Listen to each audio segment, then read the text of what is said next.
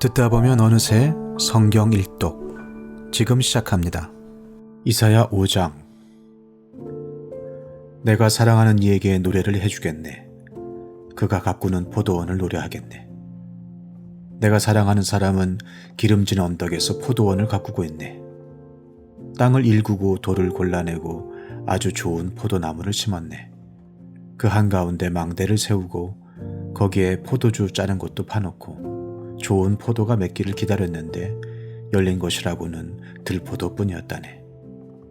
예루살렘 주민아, 유다 사람들아, 이제 너희는 나와 나의 포도원 사이에서 한번 판단하여 보아라. 내가 나의 포도원을 가꾸면서 맛들인 것이 무엇이냐? 내가 하지 않은 일이라도 있느냐? 나는 좋은 포도가 맺기를 기다렸는데 어찌하여 들포도가 열렸느냐? 이제 내가 내 포도원에 무슨 일을 하려는지를 너희에게 말하겠다. 울타리를 걷어치워서 그 밭을 못쓰게 만들고 담을 허물어서 아무나 그 밭을 짓밟게 하겠다. 내가 그 밭을 황무지로 만들겠다. 가지치기도 못하게 하고 북주기도 못하게 하여 찔레나무와 가시나무만 자라나게 하겠다. 내가 또한 구름에게 명하여 그 위에 비를 내리지 못하게 하겠다. 이스라엘은 만군의 주님의 포도원이고 유다 백성은 주님께서 심으신 포도나무다. 주님께서는 그들이 선한 일 하기를 기대하셨는데 보이는 것은 사륙뿐이다. 주님께서는 그들이 옳은 일 하기를 기대하셨는데 들리는 것은 그들에게 희생된 사람들의 울부짖음뿐이다. 너희가 더 차지할 곳이 없을 때까지 집에 집을 더하고 밭에 밭을 늘려나가 땅 한가운데서 홀로 살려고 하였으니 너희에게 재앙이 닥친다. 만군의 주님께서 나의 귀에다 말씀하셨다. 많은 집들이 반드시 황폐해지고 아무리 크고 좋은 집들이라도 텅 빈 흉가가 되어서 사람 하나 거기에 살지 않을 것이다. 또한 열흘가리 포도원이 포도주 한 바트밖에 내지 못하며 한 호멜의 씨가 겨우 한 에바밖에 내지 못할 것이다. 아침에 일찍 일어나 독한 술을 찾는 사람과 밤이 늦도록 포도주에 얼이 빠져있는 사람에게 재앙이 닥친다. 그들이 연회에는 수금과 검은고와 소구와 피리와 포도주를 갖추었어도 주님께서 하시는 일에는 관심이 없고 주님께서 손수 이루시는 일도 거들떠 보지를 않는다. 그러므로 나의 백성은 지식이 없어서 포로가 될 것이요 귀족은 금줄이고 평민은 갈증으로 목이 탈 것이다. 그러므로 수월이 입맛을 크게 다시면서 그 입을 한없이 벌리니 그들의 영화와 법석거림과 떠드는 소리와 즐거워하는 소리가 다 그곳으로 빠져들어갈 것이다. 그래서 천한 사람도 굴욕을 당하고 귀한 사람도 비천해지며 눈을 치켜뜨고 한껏 거만을 부리던 자들도 기가 꺾일 것이다. 그러나 만군의 주님께서는 공평하셔서 높임을 받으시고 거룩하신 하나님은 의로우셔서 거룩하신 분으로 기림을 받으실 것이다.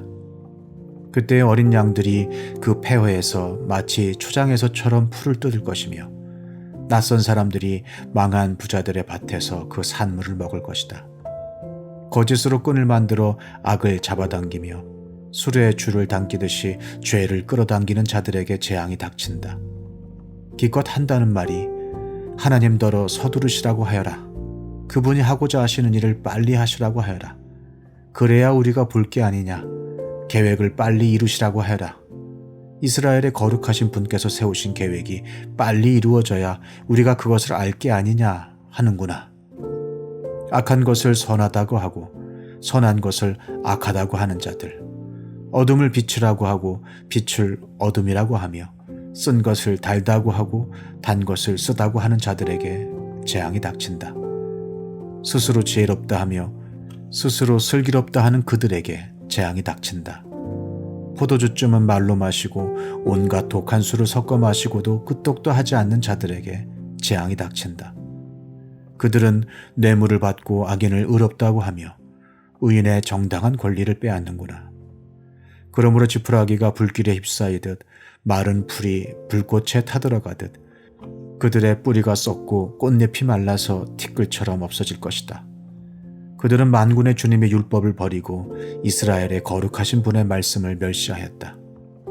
그러므로 주님께서 백성에게 진노하셔서 손을 들어 그들을 치시니 산들이 진동하고 사람의 시체가 거리 한가운데 버려진 쓰레기와 같다.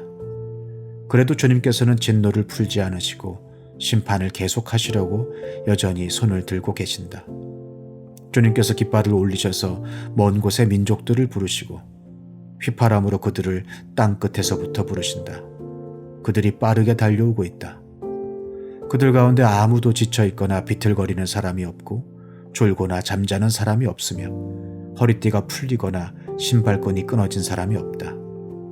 그들의 화살은 예리하게 날이 서 있고 모든 활시 위는 쏠 준비가 되어 있다.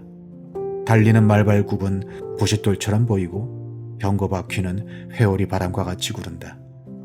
그 군대의 함성은 암사자의 포효와 같고 그 고함 소리는 새끼사자의 으르렁거림과 같다. 그들이 소리치며 전리품을 움켜가 버리나 아무도 그것을 빼앗지 못한다. 바로 그날에 그들이 이 백성을 보고서 바다의 성난 파도같이 암성을 지를 것이니 사람이 그 땅을 둘러보면 거기에는 흑암과 고난만 있고 빛마저 구름에 가려져 어두울 것이다. 이사야 6장. 우시아 왕이 죽던 해에 나는 높이 들린 보좌에 앉아 계시는 주님을 배웠는데 그의 옷자락이 성전에 가득 차 있었다. 그분 위로는 스랍들이 서 있었는데 스랍들은 저마다 날개를 6 가지고 있었다. 둘로는 얼굴을 가리고 둘로는 발을 가리고 나머지 둘로는 날고 있었다. 그리고 그들은 큰 소리로 노래를 부르며 화답하였다. 거룩하시다, 거룩하시다, 거룩하시다. 만군의 주님, 온 땅에 그의 영광이 가득하다. 우렁차게 부르는 이 노랫소리에 문지방의 터가 흔들리고 성전에는 연기가 가득 찼다. 나는 부르짖었다. 재앙이 나에게 닥치겠구나. 이제 나는 죽게 되었구나. 나는 입술이 부정한 사람인데 입술이 부정한 백성 가운데 살고 있으면서 왕이신 만군의 주님을 만나 뵙다니. 그때 스랍들 가운데서 하나가 제단에서 타고 있는 숯을 부직궤로 집어 손에 들고 나에게 날아와서 그것을 나의 입에 대며 말하였다. 이것이 너의 입술에 닿았으니 너의 악은 사라지고 너의 죄는 사해졌다. 그때 나는 주님께서 말씀하시는 음성을 들었다. 내가 누구를 보낼까? 누가 우리를 대신하여 갈 것인가? 내가 아뢰었다. 제가 여기에 있습니다. 저를 보내어 주십시오. 그러자 주님께서 말씀하셨다. 너는 가서 이 백성에게 너희가 듣기는 늘 들어라. 그러나 깨닫지는 못한다. 너희가 보기는 늘 보아라. 그러나 알지는 못한다. 하고 일러라.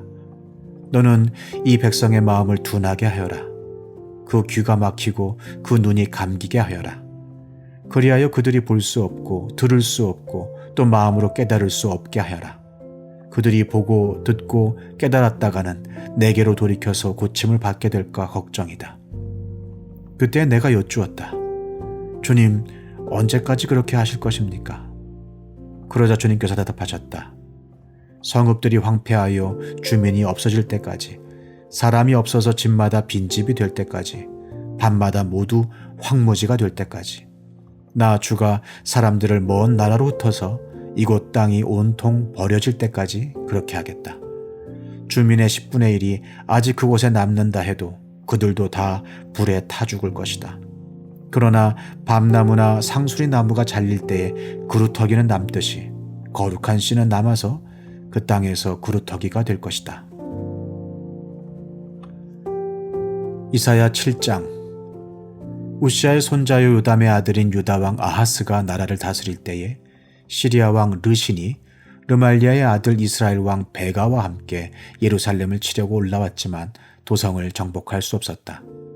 시리아 군대가 에브라임에 주둔하고 있다는 말이 다윗 왕 시대 전해지자 왕의 마음과 백성의 마음이 마치 거센 바람 앞에서 요동하는 수풀처럼 흔들렸다. 그때 주님께서 이사야에게 말씀하셨다. 너는 너의 아들 스알 야숲을 데리고 가서 아하스를 만나거라. 그가 세탁자의 밭으로 가는 길, 윗못 물 빼는 길 끝에 서 있을 것이다. 그를 만나서 그에게 정신을 바짝 차리고 침착하게 행동하라고 일러라. 시리아의 르신과 르말리아의 아들이 크게 분노한다 하여도 타다가만 두 부직갱이에서 나오는 연기에 지나지 않으니 두려워하거나 겁내지 말라고 일러라. 시리아 군대가 아하스에게 맞서 에브라임 백성과 그들의 왕 르말리아의 아들과 함께 악한 계략을 꾸미면서 올라가 유다를 쳐서 겁을 주고 우리들에게 유리하도록 유다를 흩어지게 하며 그곳에다가 다보엘의 아들을 왕으로 세워놓자고 한다. 주 하나님께서 말씀하신다. 이 계략은 성공하지 못한다. 절대로 그렇게 되지 못한다. 시리아의 머리는 다마스쿠스이며 다마스쿠스의 머리는 르신이기 때문이다. 에브라임은 65년 안에 망하고 뿔뿔이 흩어져서 다시는 한 민족이 되지 못할 것이다. 에브라임의 머리는 사마리아이고 사마리아의 머리는 고자케아 르말리아의 아들이다. 너희가 믿음 안에 굳게 서지 못한다면 너희는 절대로 굳게 서지 못한다. 주님께서 아하스에게 다시 말씀하셨다. 너는 주 너의 하나님에게 징조를 보여달라고 부탁하여라. 저 깊은 곳 수올에 있는 것이든 저 위 높은 곳에 있는 것이든 무엇이든지 보여달라고 하여라. 아하스가 대답하였다. 아닙니다. 저는 징조를 구하지도 않고 주님을 시험하지도 않겠습니다. 그때 이사야가 말하였다. 다윗 왕실은 들으십시오. 다윗 왕실은 백성의 인내를 시험한 것만으로는 부족하여 이제 하나님의 인내까지 시험해야 하겠습니까? 그러므로 주님께서 친히 다윗 왕실에 한 징조를 주실 것입니다. 보십시오. 처녀가 잉태하여 아들을 낳을 것이며 그가 그의 이름을 임마누엘이라고 할 것입니다. 그 아이가 잘못된 것을 거절하고 옳은 것을 선택할 나이가 될 때에 그 아이는 버터와 꿀을 먹을 것입니다. 그러나 그 아이가 잘못된 것을 거절하고 옳은 것을 선택할 나이가 되기 전에 임금님께서 미워하시는 저 두 왕의 땅이 황무지가 될 것입니다. 에브라임과 유다가 갈라진 때로부터 이제까지 이 백성이 겪어본 적이 없는 재난을 주님께서는 임금님과 임금님의 백성과 임금님의 아버지 집안에 내리실 것입니다. 주님께서 아시리아의 왕을 끌어들이실 것입니다. 그날에 주님께서 휘파람을 불어 이집트의 나일 강 끝에 있는 바리떼를 부르시며 아시리아 땅에 있는 벌떼를 부르실 것입니다. 그러면 그것들이 모두 몰려와서 거친 골짜기와 바위 틈, 모든 가시덤불과 모든 풀밭에 내려앉을 것입니다. 그날에 주님께서 유프라테스 강 건너 저편에서 빌려온 면도칼 곧 아시리아 왕을 시켜서 당신들의 머리털과 발털을 미실 것이요 또한 수염도 밀어버리실 것입니다. 그날에는 비록 한 농부가 어린 암소 한 마리와 양 두 마리밖에 기르지 못해도 그것들이 내는 젖이 넉넉하여 버터를 만들어 먹을 수 있을 것입니다. 그 땅에 남아있는 사람들이 모두 버터와 꿀을 먹을 수 있을 것입니다. 그날에는 은 1000냥값이 되는 1000그루의 포도나무가 있던 곳마다 찔레나무와 가시나무로 덮일 것입니다. 온 땅이 찔레나무와 가시나무로 덮이므로 사람들은 화살과 활을 가지고 그리로 사냥을 갈 것입니다. 괭이로 일구던 모든 산에도 찔레나무와 가시나무가 덮이므로 당신은 두려워서 그리로 가지도 못할 것이며 다만 소나 노아 기르며 양이나 밟고 다니는 곳이 되고 말 것입니다. 이사야 8장. 주님께서 나에게 말씀하셨다. 너는 큰 서판을 가지고 와서 그 위에 두루 쓰는 글자로 마헬 살랄 하스바스라고 써라. 내가 진실한 증인 우리야 제사장과 여벨에기야의 아들 스가랴를 불러 증언하게 하겠다. 그런 다음에 나는 예언자인 나의 아내를 가까이 하였다. 그러자 그 예언자가 임신하여 아들을 낳았는데 그때 주님께서 나에게 이렇게 말씀하셨다. 그의 이름을 마헬 살랄 하스바스라고 하여라. 이 아이가 아빠 엄마라고 부를 줄 알기도 전에 아시리아 왕이 다마스쿠스에서 빼앗은 재물과 사마리아에서 빼앗은 전리품을 가져갈 것이다.